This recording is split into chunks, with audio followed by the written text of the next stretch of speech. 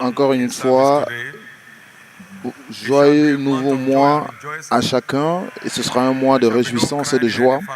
Il n'y aura pas de pleurs dans aucune famille. Ce sera un mois de rire pour nous. La destinée glorieuse de tous s'ouvrira surnaturellement et le nom du Seigneur sera glorifié. Maintenant, commençons par noter le fait que toute vraie rencontre avec la parole de Dieu est une rencontre avec la destinée.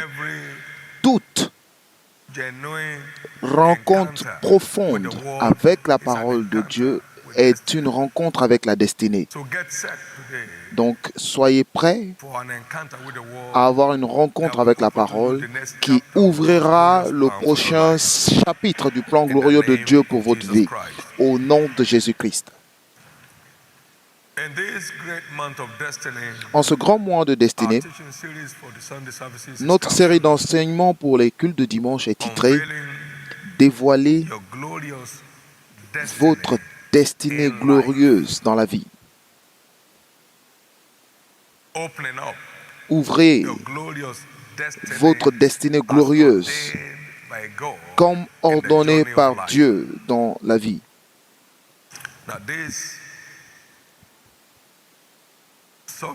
Ce sujet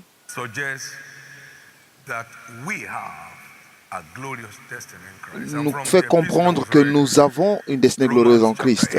Et dans Romains 8, 29, comme on l'a dit dans l'épître,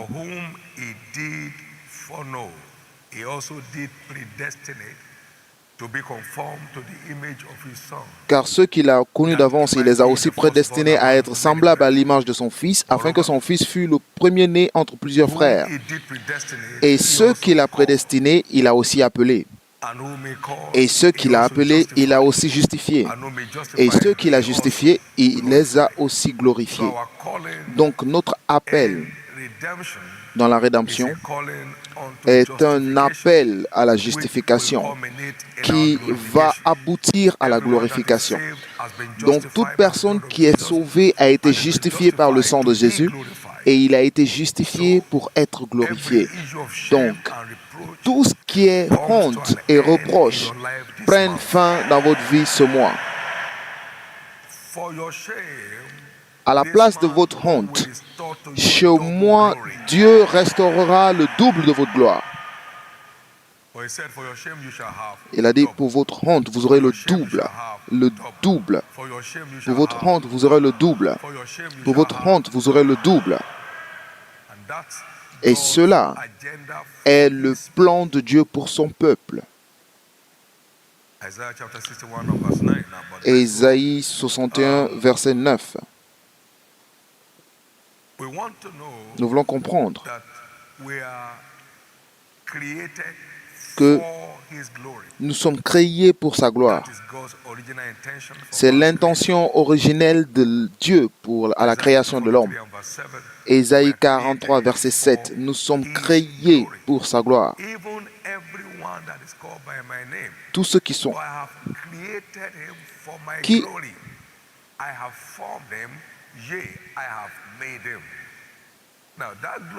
donc la gloire a été perdue dans le premier Adam. Mais Jésus est venu pour restaurer cette gloire. Dans 2 Pierre 1, 3, la Bible dit que selon sa puissance divine, il nous a donné toutes choses.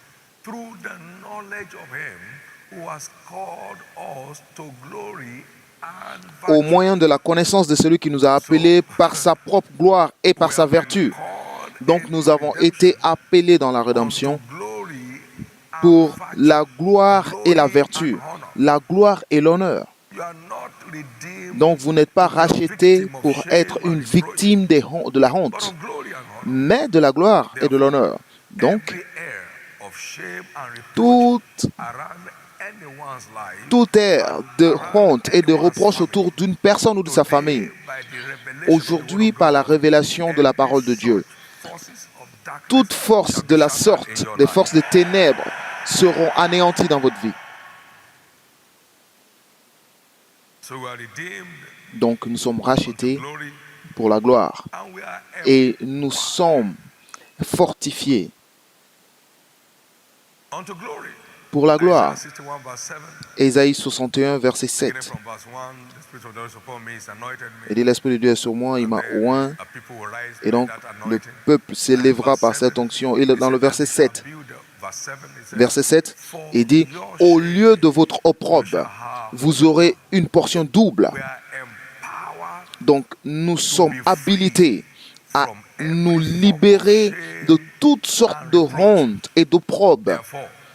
C'est pourquoi, au nom du Seigneur Jésus, pour toute honte dans votre passé, vous aurez une double portion de votre gloire. Quelqu'un qui y croit, crie très fort Amen. Donc, nous sommes illuminés pour la gloire. Souvenez-vous, Ésaïe 60, verset 1, il dit, lève-toi, sois éclairé, car ta lumière arrive. Et la gloire de l'Éternel s'élève sur toi. Voici, les ténèbres couvrent la terre et l'obscurité les peuples. Mais par la lumière, par la révélation, par l'illumination de Dieu, des nations marcheront à ta lumière et des rois à la clarté de tes rayons. Donc, la révélation de la parole nous habilite à marcher dans la gloire et l'honneur. Amen. Donc, vous êtes l'incarnation de la gloire par la rédemption. Et donc, aujourd'hui, tout ce qui représente la honte et l'opprobre par les rassemblements des ténèbres dans votre vie, ils sont enlevés. Moïse leur a dit, et il dit, les peuples d'Égypte que vous voyez aujourd'hui, vous ne les verrez plus jamais pour toujours. Donc, tout impact négatif des malédictions générationnelles sur la famille de toute personne, toute malédiction du méchant qui afflige toute famille représentée ici, je les commande avorter au nom de Jésus.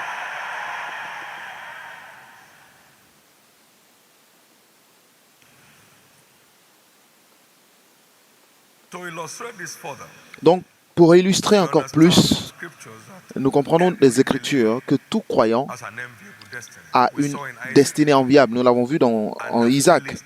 Et les Philistins l'envièrent à cause des exploits qu'il commandait. Et les Philistins lui portèrent envie. Vous savez que Isaac a semé dans le pays et il a reçu la même année le centuple. Et le Seigneur le bénit. Et l'homme est devenu très grand.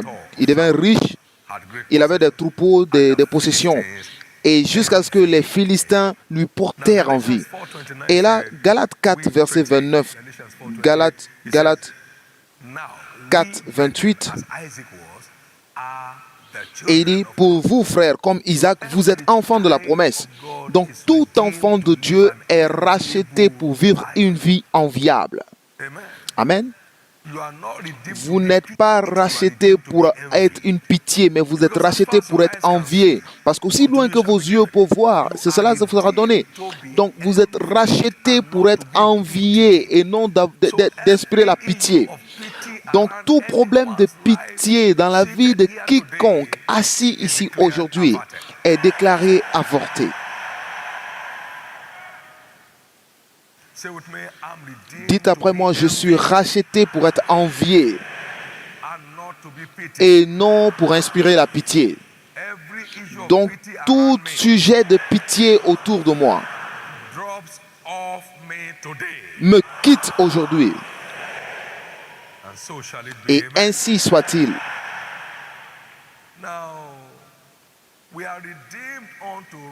Donc, nous sommes rachetés pour la royauté. La parole dit,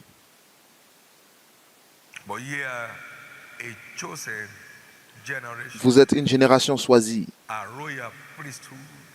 un sacerdoce royal, une race élue, un sacerdoce royal, une nation sainte, afin que vous annonciez les vertus de celui qui vous a appelé des ténèbres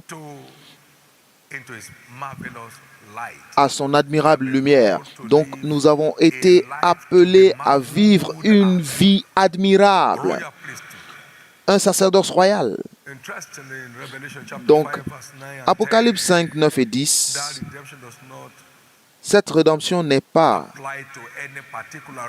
s'applique pas seulement à des particularités, mais à tout le monde. Dans le verset 9, et il chantait un cantique nouveau en disant, « Tu es digne de prendre le livre et d'en ouvrir les sceaux, car tu as été immolé et tu as racheté par ton sang des hommes de toute tribu, de toute langue, de tout peuple et de toute nation. Et tu as fait d'eux un royaume, des sacrificateurs pour notre Dieu, et ils régneront sur la terre. » Donc, tous les règnes humains sont couverts. Donc, aucune race n'est faite pour régner sur une autre race. Mais nous avons tous une lignée royale et du sang royal dans nos veines spirituelles. Donc, nous devons être dans la royauté par la rédemption. Amen. Nous devons régner sur la terre, pas d'être ruinés par les circonstances. Donc, 1000 peuvent tomber de votre côté, 10 000 à votre droite, mais seulement de vos yeux vous verrez, cela ne vous touchera jamais. Parce que vous avez été rachetés pour régner sur les situations et les circonstances de la vie. Et aujourd'hui, vous régnez sur toutes les malédictions familiales. Toute malédiction générationnelle vous est assujettie aujourd'hui. Nous découvrons aussi des Écritures que nous sommes rachetés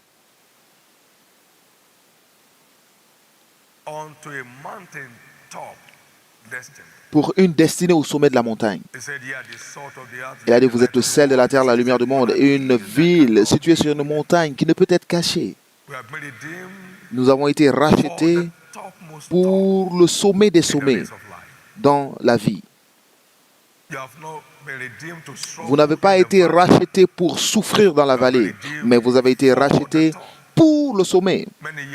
Il y a beaucoup d'années, le Seigneur m'a dit, il y a une place pour toi au sommet, si tu es intéressé. Je dis, oui Seigneur, je suis intéressé. Toute autre personne serait. C'était en 84, pardon. Et il a dit, et tu es intéressé, donc tout ce que je te demande de faire, fais-le. Si tu es intéressé, tout ce que je te demande de faire, fais-le. Si tu es intéressé, tout ce que je te demande de faire, fais-le. Et dans Deutéronome 28, verset 1, il dit, si tu obéis à la voix de l'Éternel ton Dieu, en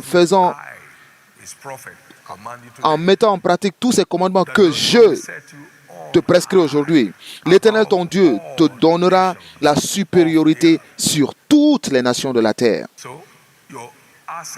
Donc, votre accès au sommet, c'est votre obéissance infatigable de la foi à toutes les instructions de Dieu vous concernant. Et c'est l'accès le plus facile. Oui, c'est vrai, nous avons été rachetés pour le sommet, mais votre obéissance est votre porte d'entrée. Vous ne manquerez pas votre place au sommet. Et c'est pourquoi je dis que l'obéissance peut coûter cher, mais le résultat final, c'est toujours inestimable. L'obéissance peut être coûteuse, mais le résultat final est inestimable. Recevez la grâce de marcher dans une obéissance paisible pour tout le restant de votre vie. Que toute instruction des Écritures saisisse votre attention pour une obéissance avec plaisir pour tout le reste de votre vie. Si vous y croyez, criez très fort Amen. L'obéissance nous a envoyés ici en tant qu'Église, là où nous sommes aujourd'hui. Cela n'avait pas de sens dans l'état. Mais toute instruction de Dieu vous concernant sécurise votre futur. Maintenant, comment oser mettre une église loin de tout le monde et penser que les gens iront là-bas? C'était un paradoxe, mais c'était une obéissance de la foi. Vous obéissez à Dieu et cela l'engage à accomplir sa promesse. Amen. Que l'obéissance soit un plaisir pour vous et vous verrez votre destinée au sommet de la montagne en Christ. Que l'obéissance devienne votre style de vie et votre accès au sommet, aucun diable ne sera capable de l'arrêter. Donc le chemin le plus facile pour combattre l'ennemi, c'est de marcher dans l'obéissance totale. Parce que lorsque l'obéissance est totale, vous vengerez et vous désarmerez toute opposition. Lorsque l'obéissance est totale et étant prêt, lorsque votre obéissance est totale, donc la façon la plus facile de désarmer l'ennemi, c'est votre obéissance volontaire à toute instruction du moment. Perdez-vous dans ces instructions et vous verrez Dieu décorer votre vie fraîchement. C'est pourquoi les croyants ne sont pas autorisés de vivre comme des destitués. Pourquoi? Parce que vous avez une destinée glorieuse en Christ. Vous avez une destinée enviable en Christ et vous avez une destinée royale en Christ. Vous avez une destinée au sommet de la montagne en Christ. Donc vous devez être envier et non inspirer la pitié. Mais la vision est l'accès spirituel à notre destinée glorieuse. Cela veut dire que être capable à accéder au plan de Dieu vous concernant individuellement. En 1977, j'ai lu une écriture très puissante qui a changé ma façon de penser. Jérémie 29, verset 11. Il dit, je sais les plans que j'ai pour vous. Ce sont des plans de paix et non de malheur pour vous donner un futur et de l'espérance, un avenir et de l'espérance. Dieu m'a dit, ton futur est dans mon plan et non dans ton plan. Cherche mon plan, marche dans mon plan et tu n'auras aucun problème dans ta vie. Avant de t'avoir formé dans le ventre, je te connaissais et j'étais fait pour une fonction particulière sur la terre. Maintenant, engage-toi à connaître cette fonction et marche dans cette fonction et tu n'auras plus besoin de souffrir. C'est très important. Qu'est-ce qui est dans le plan de Dieu qui décore notre destinée maintenant?